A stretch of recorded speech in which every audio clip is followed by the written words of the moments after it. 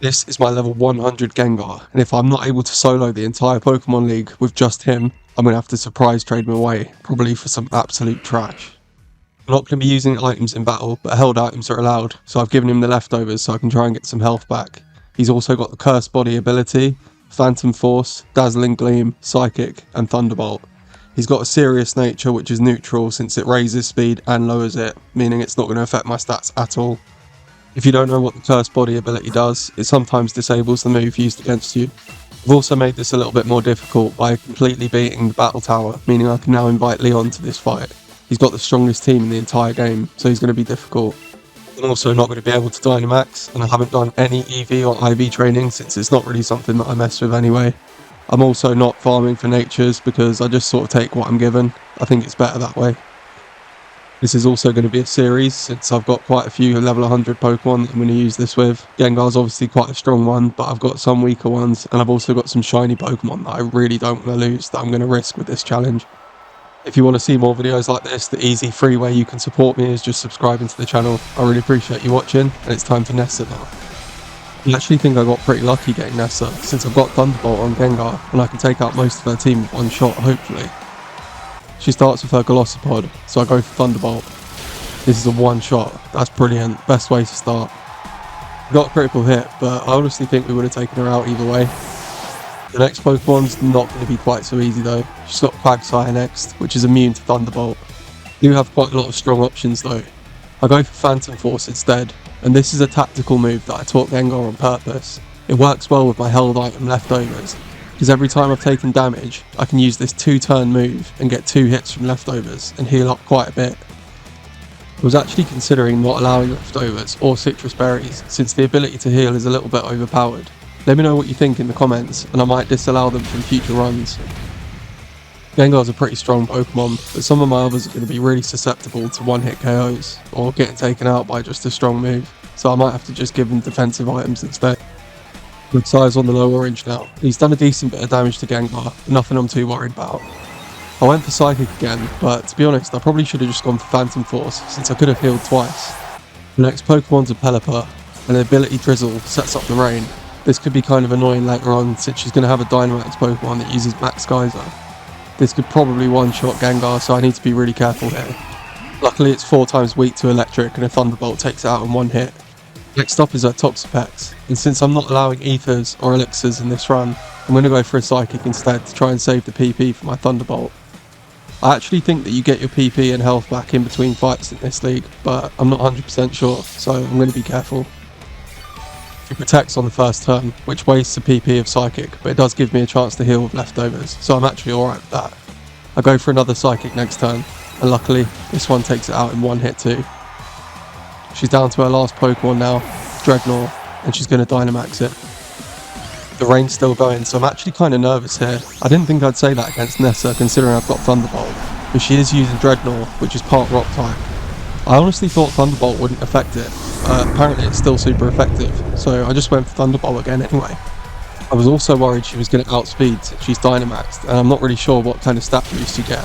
Gengar luckily outsped, and we managed to one-hit the Dreadnought. That's perfect. I was really not looking forward to getting hit by a Max Geyser. With that, we've beaten Nessa, and it's time to move on to the second battle.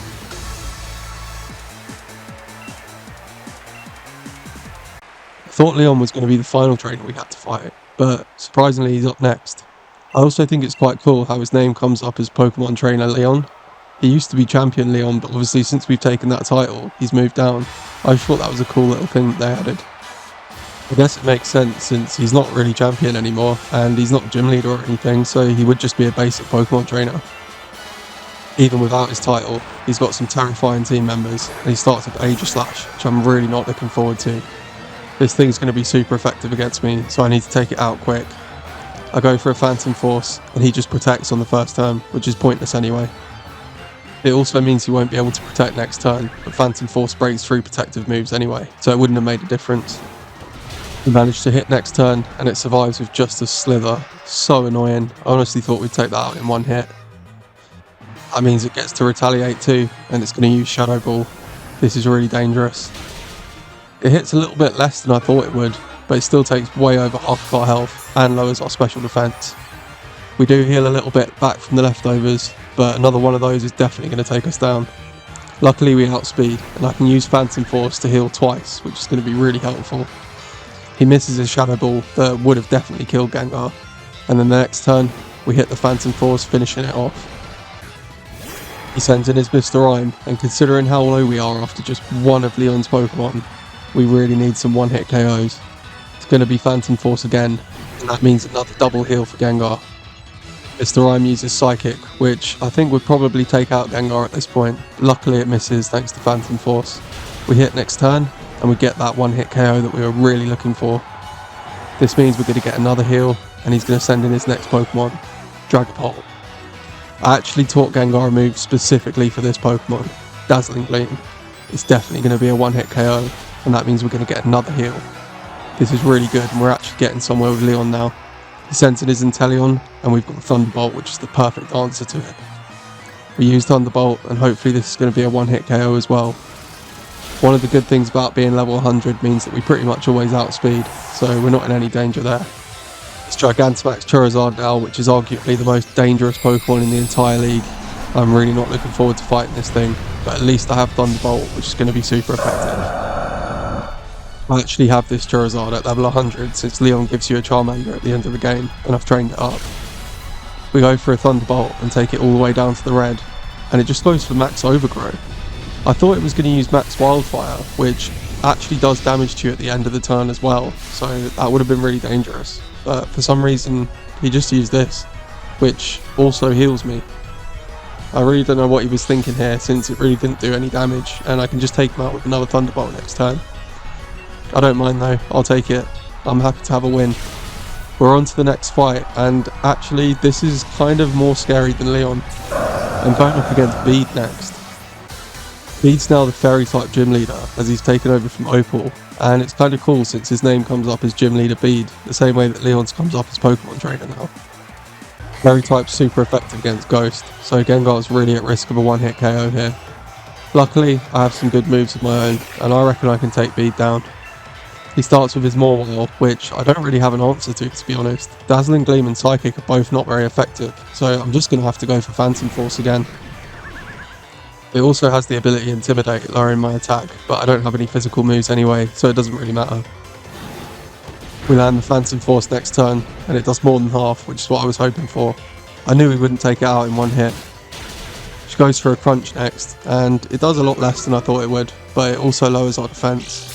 That's kind of annoying since Crunch is a physical move, so it'll do more damage next turn. Fortunately, there won't be a next turn, since we're going to take her out. We're also using Phantom Force, so we'll get another 2 heals. It's a pretty good start, and I'm quite happy to take the Mawile out this easily. I don't think having lowered defense is really going to affect me in this fight, since pretty much all Fairy type moves are special moves, so I'm not too worried about that. We managed to take down the Mawile, and it's a really scary one next, Gardevoir. Gardevoir has an absolutely insane special attack stat, and with it knowing the move Psychic, I really don't want to get hit. This is going to need to be a one-hit KO. I'm kind of scared of this thing. We use a Phantom Force, and we do manage to take it out in one hit. That's perfect, but we've got another really scary Pokemon up next. It's going to be Rapidash. We managed to take it out with another Phantom Force in exactly the same way, and this is going really, really well. He sends out his Sylveon next, and Phantom Force isn't going to affect it too well, so we have to go for Thunderbolt instead. He sets up his Light Screen next turn, which means Thunderbolt probably won't take it out in another hit, but I don't have any other options, so I'm just going to have to go for it again. We managed to get it really, really low as it goes for a Psyshock. I'm not looking forward to this. Surprisingly, it doesn't even take half of our health, and we can just take it out with another Thunderbolt next turn. That's exactly what we do, and with Sylveon down, we've got one Pokemon left. It's going to be his Dynamax, and it's going to be Hacienda, the Pokemon he's used for the entire game. Max Starfall or Max Mindstorm could be really dangerous here. It's also still got the Light Screen set up from Sylveon, so whatever we use isn't going to do quite as much damage. We're going to go for Phantom Force here, since it takes 2 turns and the Light Screen will wear off quicker. We actually also find out that the Hatterene has a Max Darkness as well, which is also super effective, meaning it has 3 max moves that can super affect us. Luckily, we hit the Phantom Force and it takes it out in one hit. I really wasn't expecting that, and even though it was a critical hit, I still think we might have taken it out anyway. With that, we've managed to beat the league, and this means my lovely level 100 Gengar is staying with me. I'm not going to have to surprise trade him away today, but we do have some shiny Pokemon, and a lot of them are a lot weaker than Gengar. We've also got some normal Pokemon as well, and this is going to be a running series, so if you like this, make sure you subscribe and come back for more videos. Thank you so much for watching, and I'll catch you in the next one.